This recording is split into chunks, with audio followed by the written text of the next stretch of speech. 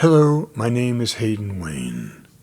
This is the Healing Channel, episode 20.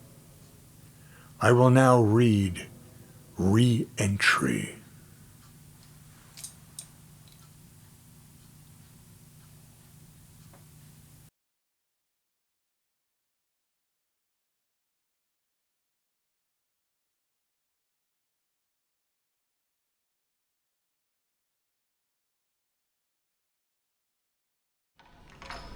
I want to thank the powers for allowing me to enter.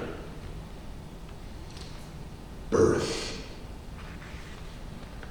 And then, 17 years later, to re-enter after driving into a wall and pushing my head through a windshield.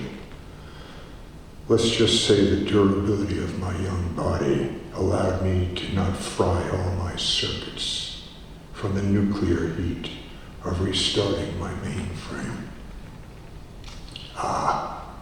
Youth. Re-entry. It's starting. The end of subjective selfism. It's no longer profitable. Now, to fill inner space beyond the static perfection only achieved stopping time, beyond consonants, beyond vowels, beyond the lips, beyond comprehension, before first breath, before life itself. A return to the Ein Sof, infinite nothingness. Still, perfect, void. How loud this silence, how deep this dark.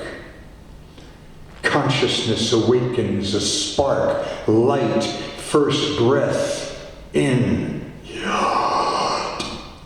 10. Timeless, immeasurable, between finite and infinite. Out. 5. The archetype of universal life. Time begins, static no more. Another breath, in. 6. That which impregnates. Out. 5. The archetype of universal life. It moves. Ever expanding.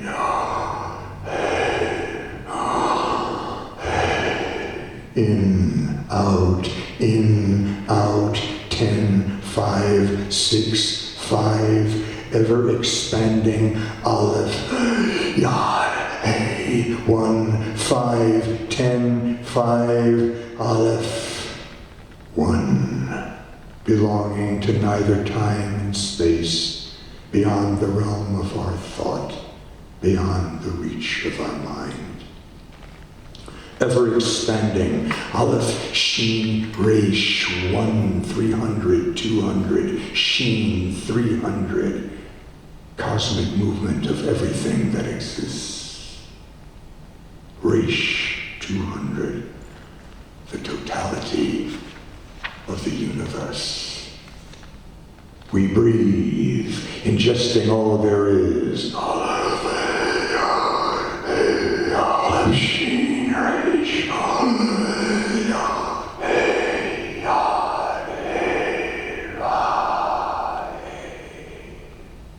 endless possibilities as those handed to Moses, who in turn handed them to us. Burning consciousness, this bush, so on fire, such light, this beginning, creation, unfathomable, the totality of totality, endless possibilities, dendrite, neural synaptic memory, forever growing, androgynous and perfect, blessed. What was, what is, what will be, all in the space of mind. My work, nothing more than documentation, my witness through the portals of meditation, receptiveness exponentially tuning with the intonation of solar winds, cosmic dust sticking to my senses, a consciousness energized. Listen.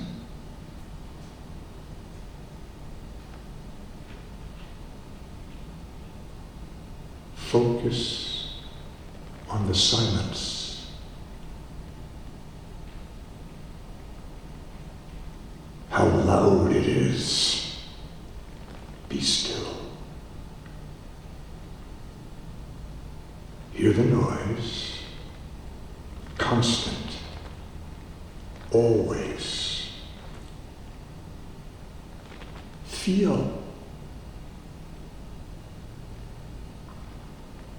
how it passes through you. An endless harvest, inspiration waiting to be plucked.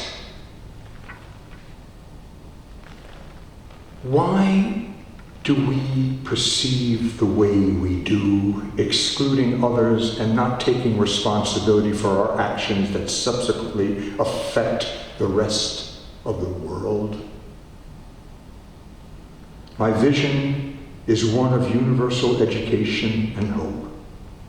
It is the only way for us to survive and sustain ourselves as a species. We live in a kinetic reality where, as Sir Isaac Newton postulated, every action has an equal and opposite reaction. This applies to the spirit world as well. The way I see it is acknowledged by pre-dynastic Egyptians. Even just the thought sets things into motion, because thought is action. It creates waves that inevitably knock into other particles within the fabric of totality. Imagine a space, total, complete, filled as totality would be filled. How could something not be affected within the complete interior of this space? There is virtually no room for it to be otherwise. Thus, whether we choose to be conscious or not, we move everything around us by the action of our thoughts. Now, if we were to collectively take responsibility for the way we live our lives, the responsibility of our thoughts and how we apply them, the way the world is, would change. As overtly simple as this postulate seems, the difficulty to enact it is gargantuan, because too many of us are on automatic pilot for far too long periods, demonstrating how unconscious we are, when living conscious is the only thing that separates us from extinction. Why we choose to exclude others is a mystery to me. Within totality, we are of one mind, one spirit, one ethos, one being, one. As long as the psychosis of greed-driven ignorance and lack of hope is allowed to proliferate, as long as population growth is not recognized as the single most destructive element threatening our planet, where 60% of the world is 20 years or younger, 25% 14 years or younger, where the greater majority are uneducated and living in abject poverty. Nihilist entities such as ISIS will not only expand their base, but will stay and exhaust all the treasuries of the world who continue to fight them, as well as force us to forfeit our civil liberties out of fear to protect ourselves from these anarchistic elements who don't have to infiltrate national borders, but from within the mind of individuals who feel threatened and abused by classist Federal Reserve, and military industrial complex dollars. This moment, this point, this synaptic firing of which only one line can traverse, the edge to peer over, this delineation to travel down, up, side to side, all around, this orbis of choice, specifically pulled by gravity, weightlessly swayed by solar currents, unique, the self awash amongst the stars. Were we plucked from the cosmic waters, as was Moshe, Moses, spelled Mem, Shin, He, who was chosen through the awakening of consciousness, as we who choose to be considered conscious? Mem, 40, water, an originator of existence, the fountain of divine wisdom. Sheen, 300, cosmic movement of everything that exists. Hey, 5, the archetype of universal life.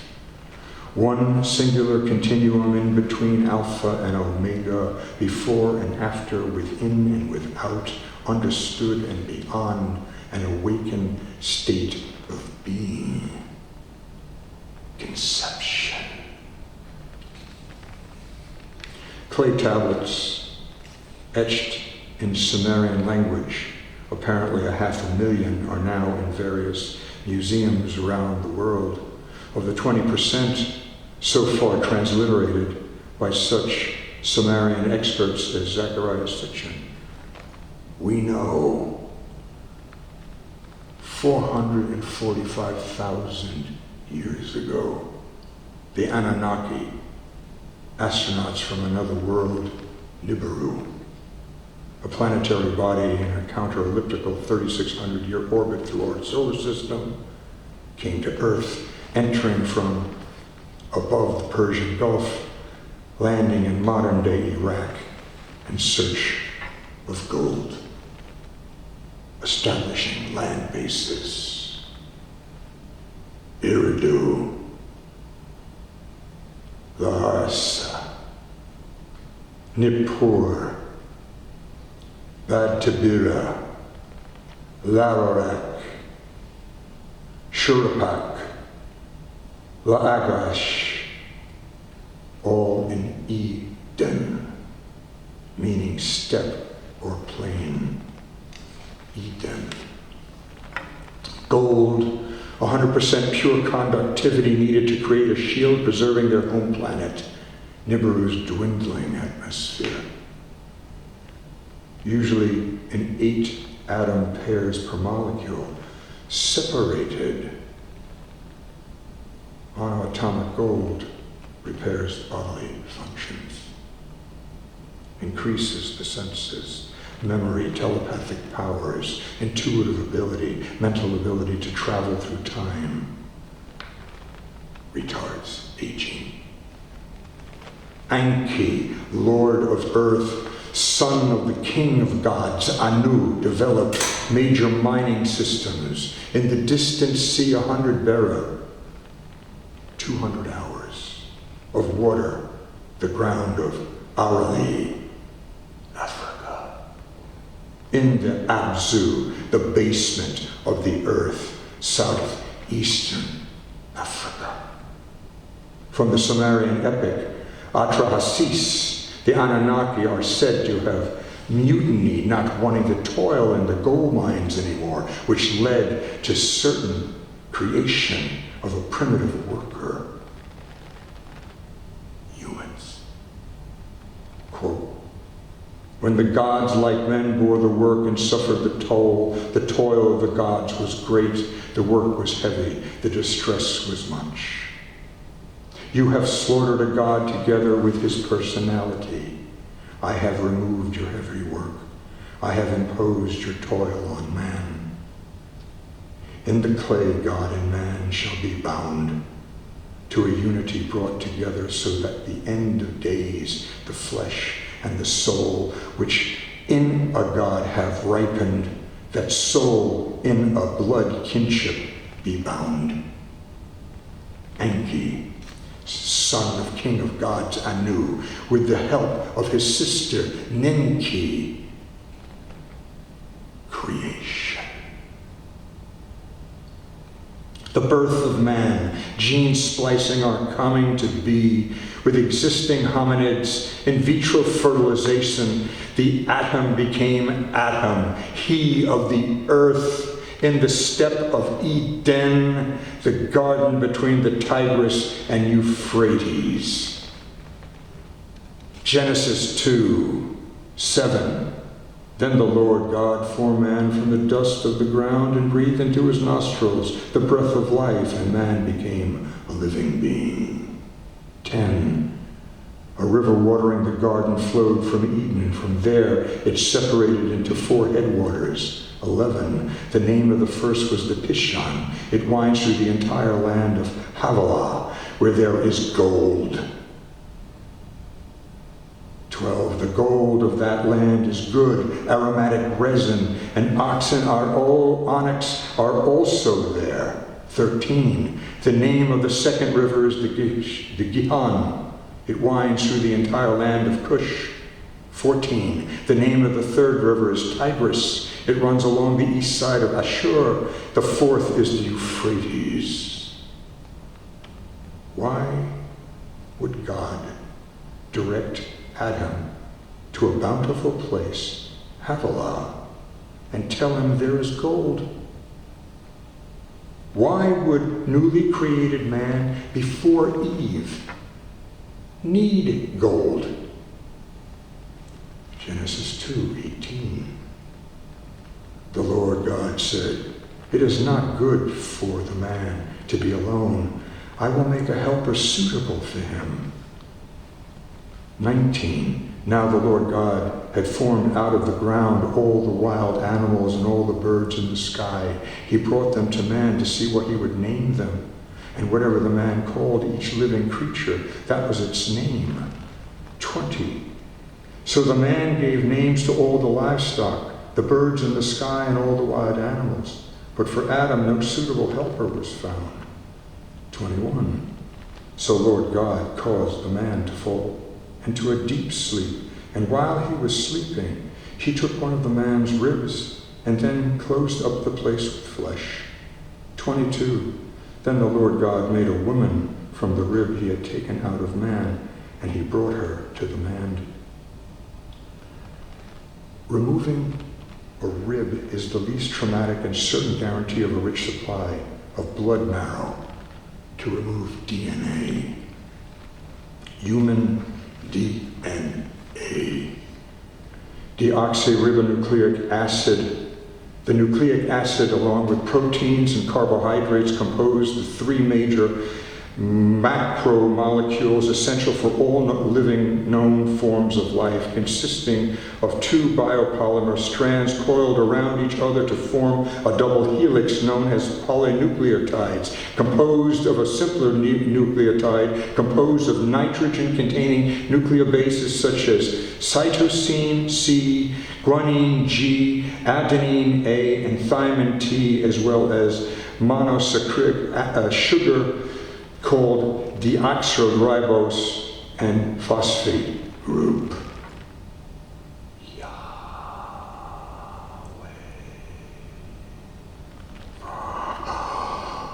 6. That which impregnates. 5. The archetype of universal life, as in the transliterated tetragrammaton YHVH. Yahweh, Yahweh. 7 pairs of black-headed people, sterile, modified, fertile. According to the book of Enki, with his permission, The medical staff mixed DNA from the Earth's hominids with their own and artificially inseminated a hominoid female. But deformities repeatedly occurred. It wasn't until they inseminated an Anunnaki female, the medical officer using herself to test on, that they were successful creating the atom, subsequently expanding the process with additional female hosts, with the result of new creatures being able to reproduce. It seems the Anunnaki had been experimenting with DNA and had created creatures we have become familiar with in mythical legends of old, such as dragons, centaurs, mermaids, unicorns, the taking parts from one behind of an animal and combining it with the front of another, literally, figuratively, or simply by gene splicing. Maybe like the resulting sterility of a mule. Offspring were then crossed with a male with a female horse, meaning a donkey and a female horse. The exotic creatures were to inevitably become extinct because there was no continued outside intervention to perpetually breed them. First, barren, not to partake of the tree of life, unquestioning working Enki's minds, modified now eating from the tree, able to reproduce, aware of good and evil, aware of nakedness, aware of shame, overpopulating. Enki's younger half-brother, Enlil, lord of the command, outraged mankind, needing containment, cold, plagues, drought, eradication, the deluge. Enki, defying his younger half-brother's wishes to destroy mankind with the help of his spouse, half-sister, Ninhursag, chief medical officer of the Anunnaki, a submersible ark, chromosomal pairs rescued, animal life regenerated. Noah in the Bible. Zarathustra in the Sumerian king before the deluge, epic of Atrahasis, Arcadian, extremely wise. Upnakupashtim, he found life. From the epic of Gilgamesh. Are we the creation of the Anunnaki, as told by the Sumerians, and retold in the Torah? Laws of morality, specifically handed down to the chosen, the arbiter for continuance? Am I a scribe of witness, remembering virtuosity, the state of consciousness where everything is possible within the vector of being, navigating the curve of harmony, singularity? One. Enki passed the scientific knowledge down to his two sons, Marduk and Ningish-Zidas. As Egyptian gods, they are known as Ra and Thoth. Enki also passed on the secrets of the gods to select individuals. These divine teachings, mankind's heritage, instructed and written down by Adapa, son of Enki, by a human female, writings regarding time, one of the earliest books lost in the burning of the Library of Alexandria. Another, Enmerderanki, possibly the prototype of biblical Enoch. Enoch, who lived 365 years, was the son of Jared, who lived 800 years, the father of Methuselah, who lived 969 years, and the great-grandfather of Noah, who lived 950 years. Note the Anunnaki kings list lifespan of many hundreds and many hundreds of years. When we read in the Old Testament, we also find Adam, 930, Seth, 912, Enosh, 905, Canaan, 910, Mahalalel, 895, Jared, 962, his son Enoch, 365, his son Methuselah, 969, his son Lemeth, 777, his son Noah, 950, his son Shem, 600, and then Arphaxad, 438, Shelah, 433, Eber, 464, Peleg, 239, Ru, 239, Serach, 230, Nahor, 148, Terra 205, and Abraham 175. It seems as if the lessening of the Anunnaki bloodline through the human inbreeding started to demonstrate the seeming loss of immortality. In 1987, scientists from the University of California in Michigan announced human beings descended from a single mitochondrial Eve who lived in Africa. Recent archaeological digs in 2013 found the bones of 15 complete individuals in a cave outside of Johannesburg of a newly identified species called Homo nedeli. In 1992, NASA press release, unexplained deviations in the orbit of Uranus and Neptune point to a larger out-of-solar system body, 4 to 8 Earth masses on a highly tilted orbit beyond 7 billion miles from the Sun. Though sound often compromises numerous superimposed waves of various length, at certain points these waves can all combine to produce a pulse which moves at a velocity known as a group velocity. In a normal dispersive medium, the velocity of a wave is proportional to its wavelength, resulting in a group velocity that is slower than the average velocity in its continuant waves. However,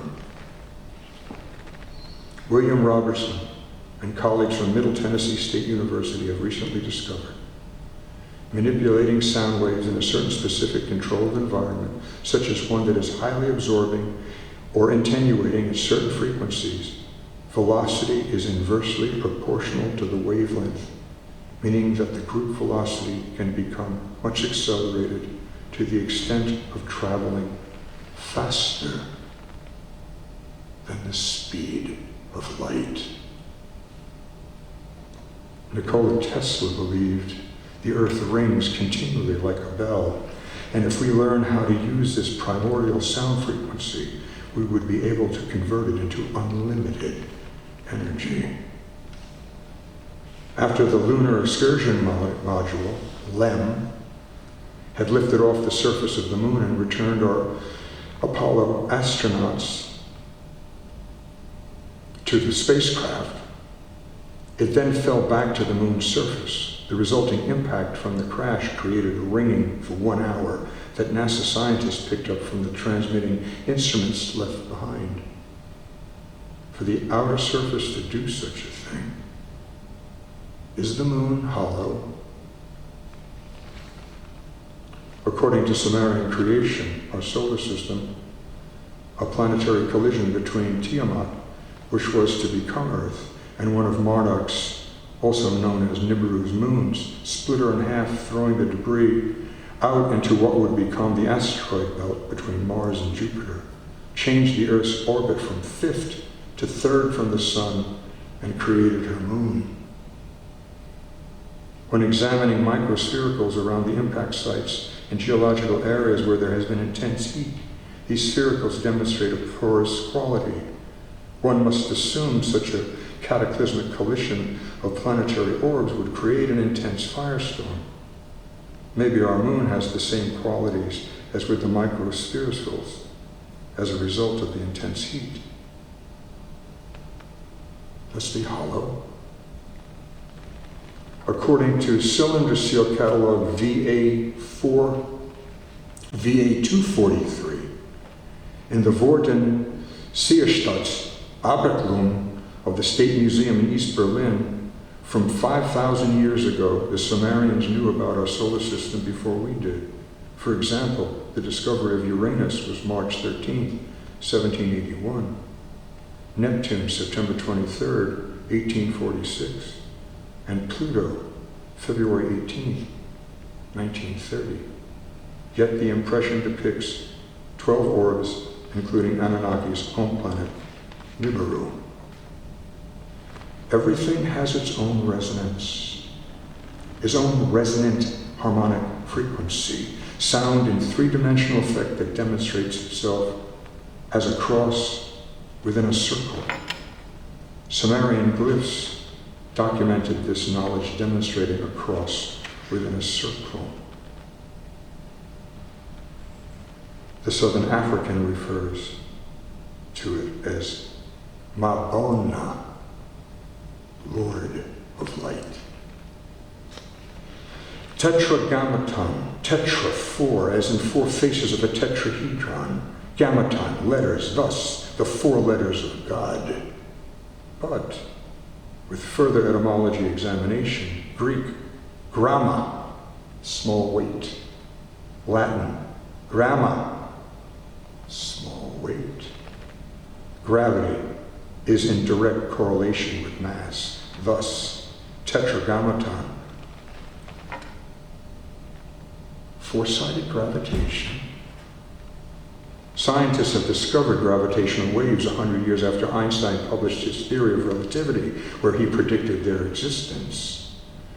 A gamma ray flash on September 14, 2015, just a fraction of a second after the Laser Interferometer Gravitational Wave Observatory, LIGO is the acronym, picked up the first signals of the gravitational waves, caused in this case by a merger of two black holes. According to quantum physicist Nassim Haramein, the black sun or black crystal described in other civilizations may have been given by the sun god to humans as a very advanced technology, like a little sun in a box, a singularity created artificially inside a stone or crystal that contained plasma dynamics spinning at high angular velocity, generating a torque in space-time, producing gravitational and energy effects. If this is true, then you would expect the top and bottom of that structure, vortexes, columns of clouds or columns of light, to appear because of the high velocity of space-time angular momentum along the path and south poles of that object. Need we not forget Moshe, Mem 40 equals 4 as the four letters of God, the Tetragrammaton, was plucked from the waters by Pharaoh's daughter and raised as his grandson residing in Egypt for 40 years. 44. We must then assume that he was educated within the privilege and the most inner secrets of Egyptian society. Acts 7:22. Moses was educated in all learning of the Egyptians, and he was a man of power in words and deeds. Certainly, if anyone had access to ultimate secrets of the state of Egypt, Moses would have been one of them. Now, realizing he was a Hebrew and leaving Egypt with the exodus of the children of Israel, he wandered the desert for 40 years. 4. Could he have left with some prize power source of state? What was this?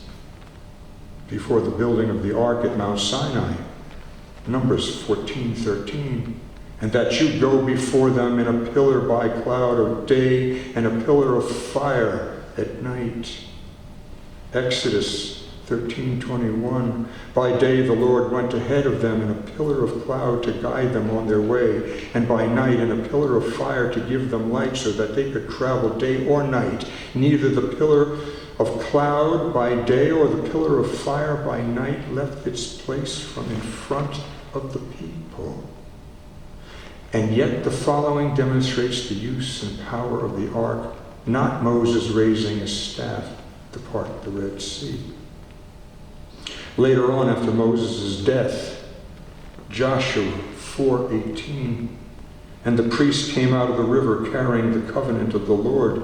No sooner had they set their feet on dry ground than the waters of the Jordan returned to their place and ran at flood stage as before. Joshua 4:23, for the Lord your God dried up the Jordan before you until you had crossed over. The Lord your God did to the Jordan what he had done to the Red Sea when he dried it up before us until we had crossed over. After Moses crossed the Red Sea, specific instructions were given at the base of Mount Sinai. Exodus. They shall construct an ark of Arcadia wood, 2.5 cubits long, and 1.5 cubits wide, and 1.5 cubits high. Arcadia wood is harder than oak. A cubit is the length of a forearm from the tip to the middle finger to the elbow. Obviously, a cubit had various lengths depending on the size of the individual. Using my arm as a measurement, a cubit is 20 inches. Then the length, if it were, then the length was 50 inches with a width 30 inches and a height of 30 inches. 11. You shall overlay it with pure gold inside and out. You shall overlay it, and you shall make gold molding around it. 12. You shall cast 4 gold rings for it and fasten them on its feet, and 2 rings shall be on one side of it, and 2 rings on the other side of it. 13. You shall make poles of Arcadia wood and overlay them with gold. 14. You shall put the poles and the rings on the side of the ark and carry the ark with them. 15. The poles shall remain in the rings of the ark. They shall not be removed from it. 16. You shall put into the ark the testimony which I have given you. 17. You shall make a mercy seat of pure gold, 2.5 cubits long and 1.5 cubits wide. You shall make 2 cherubim of gold. Make them hammered work at 2 ends of the mercy seat. 19. Make 1 cherub at one end and 1 cherub at the other end. You shall make the cherubim one piece with the mercy seat as its 2 ends. 20. The cherubim shall have wings spread upward, covering the mercy seat with their wings and facing one another. The faces of the cherubim are to be turned towards the mercy seat. 21. You shall put the mercy seat on top of the ark, and in the ark you shall put the testimony which I will give to you. 22. There I will meet with you. And from above the mercy seat, from between the 2 cherubim which are upon the ark of the testimony, I will speak to you about all that I will give you in commandment for the sons of Israel. Gold on the outside, gold on the inside, with wood in the middle? Could this have been a capacitor, a device used to store an electric charge consisting of 1 or more pairs of conductors separated by an insulator? Certainly it was heavy. It had to weigh anywhere from 300 to 600 pounds, and even if 4 designated priests were able to lift it, how long could they carry it? When the walls of Jericho came tumbling down, the ark had been carried 7 times around the perimeter of the city. Was the ark self-levitating and the priest just steadying and guiding it? It's quite apparent a very specious power was within this ark. Had to be carefully handled, short of irreparable harm to anyone who didn't properly dress or anoint himself before entering the tabernacle which housed this presence. Leviticus 16:1. After the death of Aaron's 2 sons who died when they approached the Lord's presence, the Lord spoke to Moses, Leviticus 16:2. Tell your brother Aaron that he is not to come whenever he pleases into the sanctuary in front of the veil, inside the promontory of the ark. Otherwise, I will reveal myself in a cloud above the promontory. He will die. Chronicles 13:10. The anger of the Lord burned against Uzzah. He struck him down because he put his hand on the ark and died there before God. What was this? Interestingly enough, if we consider 300 degrees of consciousness, as did the pre-dynastic Egyptians, using the biblical measurements of the Ark of the Covenant, we find aspects of numbers eventually dividing into 360. 2.5 long plus 1.5 wide times 2, the top perimeter of 8 cubits. 8 times 45, 360. 2.5 long, 1.5 wide equals 3.7 square cubits. 3.75 times 96, 360. 2.5 long times 1.5 wide times 1.5 high, the volume of 5.625 cubits, cubic cubits. 5.625 times 64, 360. The perimeter of the top 4 sides, 2.5 long plus 1.5 wide times 2 sides equals 8 plus 1.5 wide plus 1.5 high times 2 sides equals 6 times 2 sides equals 12 plus 2.5 long plus 1.5 high times 2 equals 8 times 2 sides equals 16 equals 36. 36 times 10, 360. The area of the 4 sides, 2.5 long times 1.5 wide equals 3.75 times 2 equals 7.5 plus 1.5 wide times 1.5 high equals 2.25 times 2 equals 4.5 equals 12 times 12 times 30 equals 360. What is this? Surely not coincidence. A vibration increased up to a certain frequency will produce sound, and if the frequency is increased to a high enough oscillation, it will change into light. Thus, sound and light must be in all things. Sound levitates objects at a specific cross point. In 1987, Dr. David Deek demonstrated his acoustic levitation chamber he designed and built as a microgravity experiment for NASA.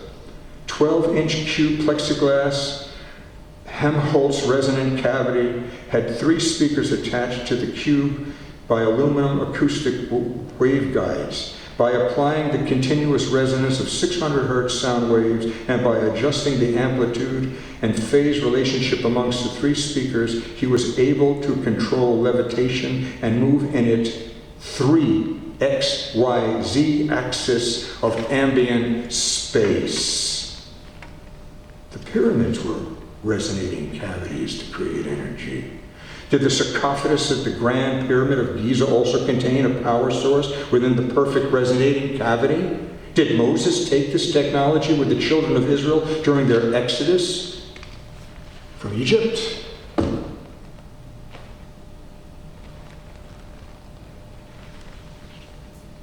In what seems to be a repeated scenario, dynastic succession, struggle between brothers, between cousins, the rightful ascent to the throne, wars ensued, and what appears to be the use of nuclear weapons applied. From the Mahabharata, a major Sanskrit epic of ancient India consisting of over 100,000 couplets, written somewhere around 400 BCE, chapters 6 to 10 are considered to be the oldest and are about the Kurukshetra War, believed to have been approximately 3100 BCE, between the cousins Kauravas and Pandavas, for the throne of Hastinapura in the Indian kingdom known Kuru, where 18 days of battle resulted in approximately 4 million deaths. A single projectile charged with the power of the universe, an incandescent column of smoke and flame as bright as 1,000 suns, rose in all its splendor, a perpendicular explosion with its billowing smoke clouds. The clouds of smoke rising after its first expulsion formed into expanding round circles like the opening of a giant parasol.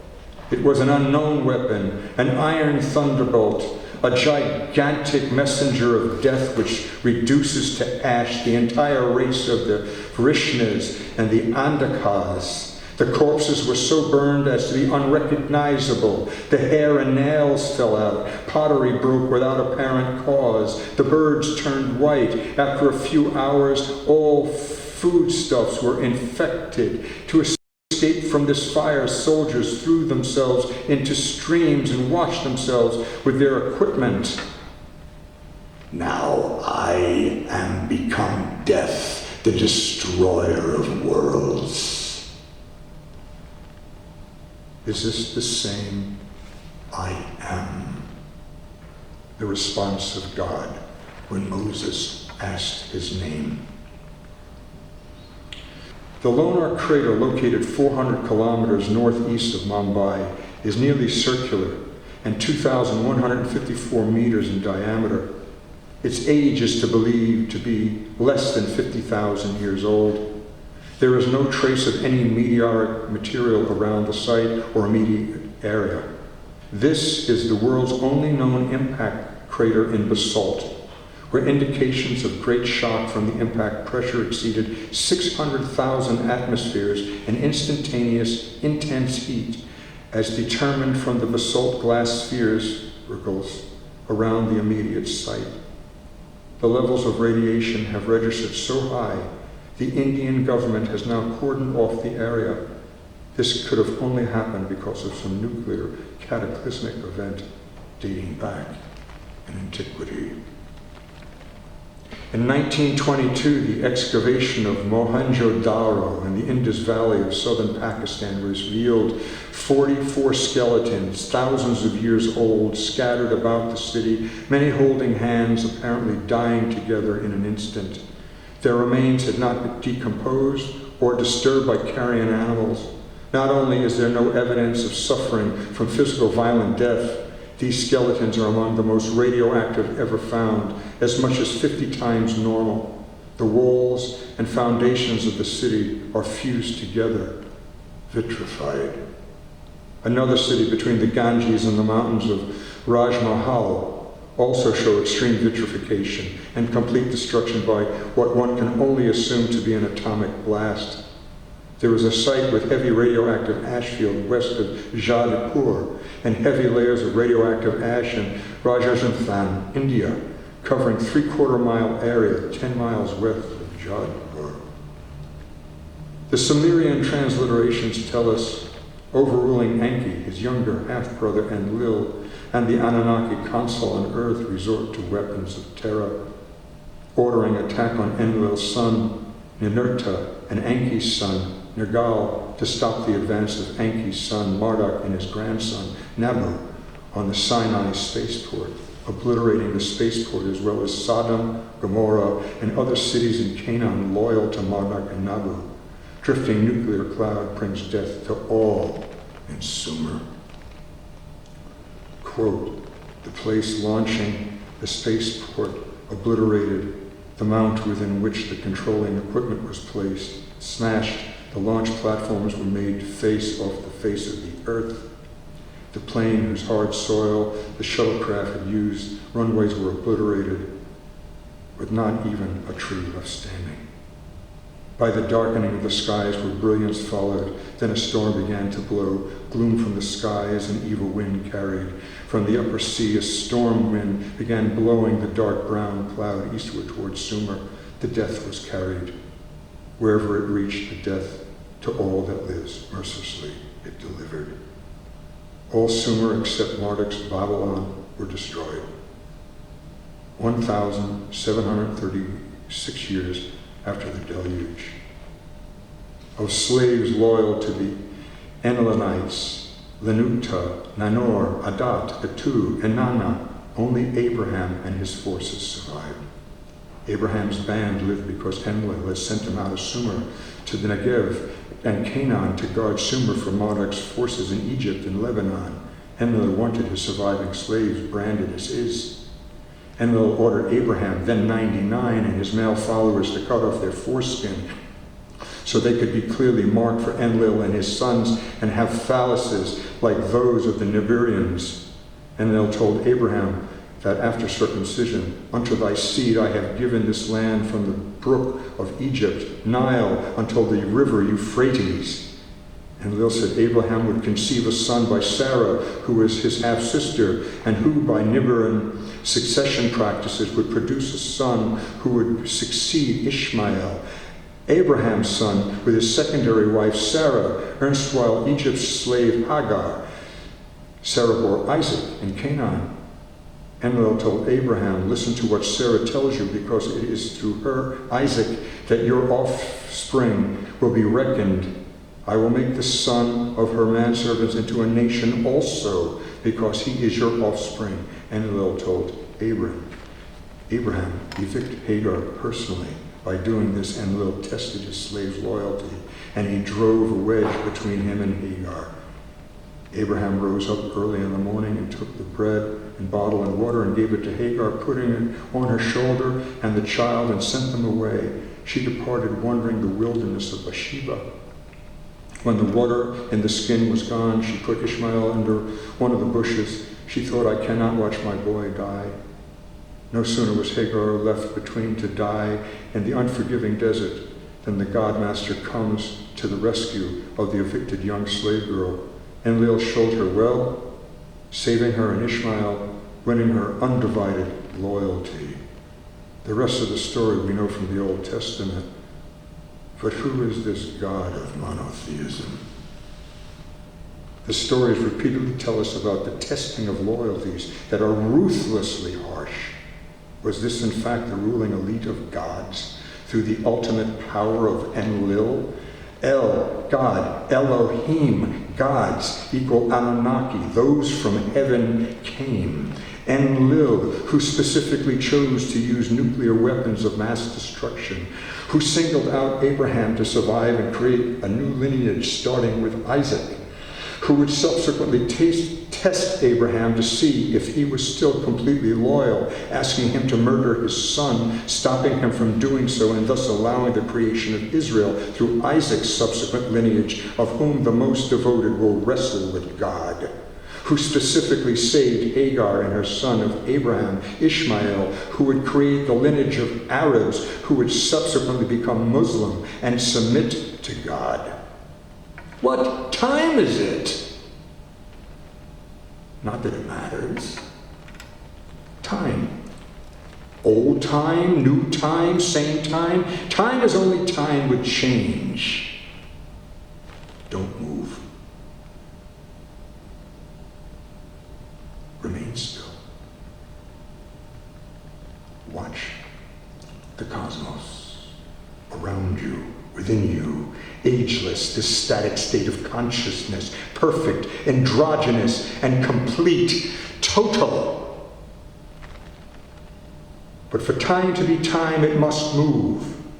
The splining of the nano-continuum, whether milliseconds, light years between moments, is fleeting as forgetting where or why or how we are when doesn't matter. For within this singularity, we return to where we left, to return again and again, parallel to ourselves, repeatedly disconnected, yet connected, yet disconnected, wormholing ourselves within the stars, strewn before us as the sands, crowning the ocean's surf, separating us from our primordial birth. For there is no death, other than for that contains the fluidity of ourselves, to perpetually morph through endless skies, structures infinitely various and identical, mirroring the purpose of our being, what we choose when choices have already been chosen, and yet to be as subjective as evaporating dew, we as blades of grass bend in tandem, indifferent, honest, within this garden unique. And as we move, our life does quicken, slowing our perceptions, we now hurling too fast to feel, static, awash, material possession, forgetting who we are when who we are is all we have. Within a universe of endless possibilities, a thinning ozone layer means less protection from the ion radiation from space. A thickening ozone layer allows increased electromagnetic energy and oxygen short of toxicity and eliminates ultraviolet radiation. In such an environment, biological life can grow to its maximum potential, as demonstrated by the Pleistocene megafauna and flora before their extinction at the Younger Dryas boundary approximately 12 to 13,000 years ago, when there was a sudden drop in temperature across the northern hemisphere. Why? Numbers 13:33. All the people saw were of gigantic size. We felt no bigger than grasshoppers, and that is how we looked to them. Enoch, 2 huge men appeared to me. like of which I had never seen on earth. Their faces were shining like the sun. Their eyes, too, were like burning light, and they took me up and carried me to the first heaven. And then they fly with their wings and do the rounds with all the other planets. They led before my face all the elders, the rulers of the stellar order. These groups carry out and carefully study the movements of the stars. The Hopi say in prophecy, a blue star, Kachina, or Sakwashushuna, will appear as a blue star, signifying the coming of a new world, a day of purification from a total cataclysm, where only those who have embodied and adhered to their ancient teachings are uncorrupted will be saved, and the world will start anew. We presently are in the fourth world. The first three, Topela, Tapka, and Kushkurza, have already been inhabited and subsequently destroyed due to the moral corruption and wickedness of mankind. Repeatedly, only the faithful, those who have followed the Hopi way of life, have survived this horrendous destruction. Is that blue star Nibiru? As the Hopi say in prophecy, we have undermined our children. When the corruption is complete, the destruction is complete. As chilling thought, considered 60% of the world's population are 20 years and younger, 25% are 14 and younger, with a majority in abject poverty and ignorance. If the children of Israel, with their laws handed down to us, are exterminated, will life on this planet again come to an end? Between the first temple of Solomon and the second temple, the Torah does not mention the removal of the ark, a most sacred object. It simply disappears from the narrative. 1 Kings 8:20, Solomon announces, "Now the Lord has fulfilled his word which he spoke, for I have risen in place of my father David and sit on the throne of Israel as the Lord promised, and have built a house for the name of the Lord, the God of Israel." 1 Kings 8:21, "There I have set a place for the ark, which the covenant of the Lord, which he made with our fathers when he brought them from the land of Egypt." The last mention of the ark of the covenant, Joshua tells the Levites, 2 Chronicles 35:3, "Put the holy ark in the house which Solomon, the son of David, king of Israel, built. It will be a burden on your shoulders no longer. Now serve the Lord your God and his people of Israel." 2 Chronicles 35:40, "Prepare yourself by your fathers' households in your divisions, according to the writings of David, king of Israel, and according to the writings of his son Solomon." Is this when the Anunnaki left? Surely if they remained, why would they separate themselves from us? Did they manage to fix their home planet, Nibiru, or did it lose its atmosphere? Did they return home to return to Earth 3,600 years later? Only the laws of civility would remain for interpretation. A nation that believed in its anointed position as the chosen continued its ritual, but without the ark. Subsequently, the Christians and then the Muslims would emerge, but without the ark. Thus, a tradition of ritual beyond what first began as a direct intervention by a higher entity, a continuance of law, but assuming our evolutionary process beyond our physical creation, now aware of the tree of knowledge and good and evil, we have the presence of mind to choose life we wish to live. Within this totality of totality, we are placed to navigate a process of increasing our awareness or remaining statically ignorant and oblivious. Home is inside of us, and when we achieve that frequency, we can go anywhere we desire. Now is the time to know. There will always be elites and satanic forces. The only way to combat this is to be as educated and prepared as possible for any scenario. There are those of us who reach beyond ourselves, a synergy ever growing, the state of being increasingly our potential as we reach for the light. That's re-entry.